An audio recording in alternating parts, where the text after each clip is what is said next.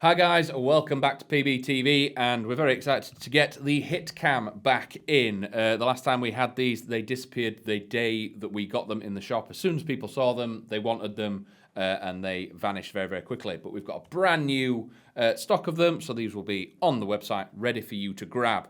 It is a little bit more complex than the normal run cams, but can be quite easy once you've set it up.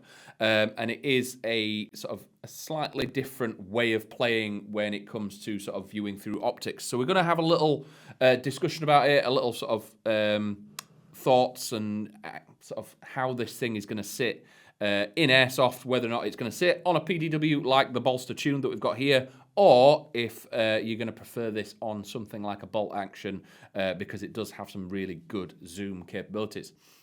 So, what is it and why do you want to throw one of these on your platform? So, this will work with pretty much any type of platform in any environment. So, CQB, bolt action, outdoors, all that kind of stuff, because it has multiple forms of zoom. Rather than having to have an optic and a run cam and all the other bits that if you're wanting to record parts of your gameplay, this combines two of them into one in a very neat package. So this is a camera and an optic rolled into one. Going at the front, so we do have the little cover here that's just there to protect it whilst we have it in a box or anything like that. Behind that, there is a sacrificial lens that can be taken off and replaced. And then we've got the first part of the controls. So this first dial here, twisting this. So if I turn the camera on, and press the button so that we are no longer recording. The first dial is the optical zoom. So that has a 10 times optical zoom capability on it. And then there is an internal digital zoom capability where you can click the button forward and go all the way up to 8 times. You can still use the optical zoom. So you have a 10 times optical and an 8 times digital. So this is throwing some zoom way out beyond a lot of airsoft scopes and probably a lot of airsoft rifle capabilities. So zooming all the way out, we do have a nice, neat sort of 5mm equivalent. So again, it'll work in CQB. It's close to 1 times, maybe a little bit different. But once you've got used to it, you can quite easily use this in CQB, or you can set it up to your standard engagement range with the optical followed by the digital, and then you have 2 other adjustments that you can make here. The one furthest in, so the closest to the controls, is the focus. So we can focus on the wall there, and then we can go all the way out and we can adjust it to where your normal engagement range is and make this crystal clear at your sort of standard range, anywhere from 10 to 100 meters or infinite because it's a lens. The one in the middle that has no knurling on it and is just there for very, very bright days, and if you're outdoors and sun becomes a problem or you want to increase the sort of definition that you have, you can adjust this and you'll see it go black, because what we are doing, we are closing the aperture. So we can close that off, and it just means that if it is really, really bright days, you can peel it down and you can have a little bit more depth of field and have a bit more capability in different parts of the zoom. So again, it will fit and work on pretty much any platform. We've put it on a riser just so it's a bit more visible, but you can just mount this straight onto the RIS rail on a CQB platform, because the main thing that you're going to have to get used to with this is when you're using a dot sight or a red dot or anything like that, you kind of look past it and look at the target. With this, you're looking at the screen on the back because there is a crosshair on there. This can be zeroed, so through the settings you can make sure that that is zeroed exactly where your BB is landing. But again, you're looking at a screen rather than the target downrange. So when the first time we put these on a platform and sort of started cutting around with them, it was a little bit of a learning curve. Having to focus on the optic rather than the target downrange. But if you're a sniper and you're sort of curled up in a bush in a ghillie suit, that won't be too difficult. It's more in CQB when it's quite fast and aggressive. Your eyesight will take some time to adjust to that new form of play. So looking at the controls on the back end, we do have the controls on the top, which is a single button and then 4 arrow buttons. Behind that, we have the toggle switch. So sliding the toggle switch back, will turn the camera off, and that is the sort of rapid deployment version of this. So if you're not in game or you're going back to regen, you want to save some battery or you want to save SD card space, you can roll it back and it shuts the camera down.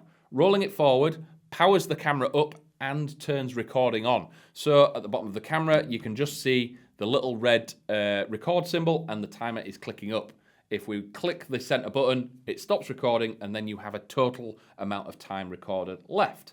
On the right hand side, we have battery and the format that we are filming, 4K 30.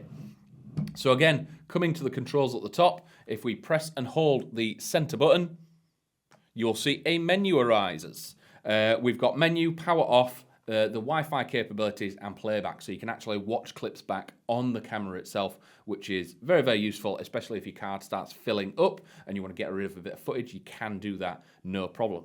In the menu, there are tons and tons of settings, whether it's resolution, zeroing your optic, various different things. A few of the really cool ones, if we go down here, that one's called flashback. So in the box, you do get a little pressure switch. This thing's very similar to the other run cams. You'll have seen the pressure switches on torches, but it is a USB-C cable afterwards. If that is turned on, this thing is permanently recording, but every time you press the flashback cable, it saves the previous 15 seconds. So it doesn't save absolutely everything you've recorded, just saves that last 15 seconds. Again, saving your space on your card, and when you're going through a scope cam like this, you don't have to scrub through as much footage. You've clicked every time you've got someone, so you know for a fact all the bit of saved footage on here is you clocking someone, which is quite useful. Image settings is all your ISOs and various different things. If you get used to where you're playing, you can change all that and get your image settings all perfectly dialed in. We've got loop recording. Again, this is similar to flashback, but not quite. This is just, you can set it to 1, 3, and 5 minutes, where it'll do them clips, and then when the SD card fills up, it will start deleting the original footage from the start of the day. Again, just allowing you, if you need to pull bits off, it just doesn't mean you have to format your card all the time. You can get it off. Volume for whilst you're recording, and the auto power off. Various different other base settings like formatting the card can be done in here, but all this can also be done in the app. So if you do get the Hitcam app, you can set the Wi-Fi up, connect to the camera, and do all this on your phone, pull the footage down, and then reset everything. But really, really cool bit of kit, and there is a couple of other features that we will just quickly cover, because the big trick with this one is when you go into night games. So the main difference between this and the run cam is it does have night vision sort of capabilities. It's very similar to a digital night vision, so it's not a tube or anything like that. It's not an intensifier. It is a digital form of night vision. I've added the rail on the side that does come in the box. You can either add it to the side of the rail here, or it does come with M-Lock and Keymod parts if you want to add it to that and mount it at the bottom. So if I click through the arrows on the side here, you'll see it change colour. So that is the negative version. We then have green, black and grey, and then back to colour.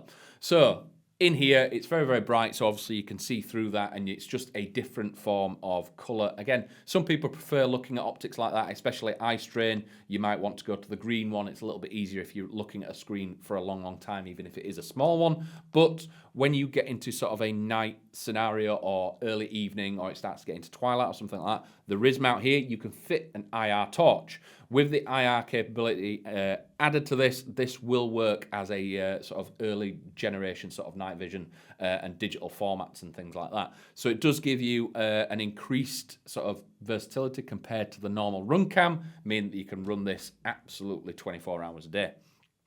A couple of other things, we have added the riser on here. This does mount directly to a bit of Riz. We've added the riser just so it's a bit easier to see and easier on camera, but you can mount this directly to any bit of Riz, or as I've said, it comes with the rail section and a bit of Keymod screws and nuts and bolts, so you can fit it to various different mounting formats. Really, really versatile. I think they've done really, really well with the sort of technology that's in what is essentially quite a small package. It's smaller than some sniper scopes. So again, if you do have something that's quite compact, even like the PDW here, it's not oversized. It's not sort of garish or anything like that. It's quite easy to get on with, and the controls are very, very versatile. When it comes to SD cards and charging, it does come with the USB to USB-C charger, so you can charge this from any sort of laptop or anything, and the port is on the left-hand side of it here. Open that up and you'll get an SD card and the USB-C port. Again, waterproofed with the cap on, but if you are wanting to run this with a power bank, because it does have about 4 hours battery life, if you want to add a power bank, it means you're going to have to pull the rubber protection away, and it means it may not be as waterproof as when it's fully all sealed. The package itself, it's about just over 400 grams, so compared to a lot of optics, it might be a little bit heavier than what some people are used to. But again, snipers, bolties, and things like that, you're not really going to notice the difference because you're going to be prone most of the time.